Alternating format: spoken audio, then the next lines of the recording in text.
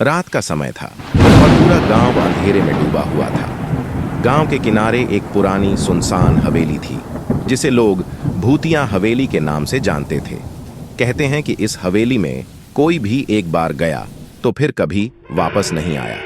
एक दिन गांव के साहसी युवक राजू ने तय किया कि वह इस रहस्य का पता लगाएगा। गांव के बुजुर्गों ने उसे मना किया लेकिन वह नहीं माना। रात के समय राजू अकेला ही उस हवेली में गया। हवेली के अंदर घना अंधेरा था। उसकी सांसें तेज हो रही थीं, लेकिन वह डर को नजरअंदाज करता हुआ आगे बढ़ता गया। अचानक उसे लगा कि कोई उसके पीछे चल रहा है। उसने मुड़कर देखा लेकिन वहां कोई नहीं था।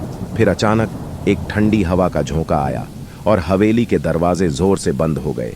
राजू की टॉर्च बंद हो गई और चारों तरफ घुप अंधेरा छा गया। तभी उसने एक धीमी आवाज सुनी जो धीरे धीरे तेज होती जा रही थी। तुम यहां नहीं आ सकते, वापस जाओ।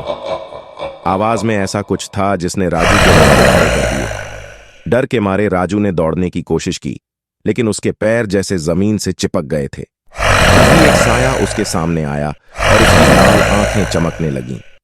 वह साया राजू की ओर बढ़ने लगा। अचानक राजू के मुंह से चीख निकल गई और वह बेहोश होकर गिर पड़ा। अगली सुबह गांव वालों ने राजू को हवेली के दरवाजे पर पड़ा पाया। जब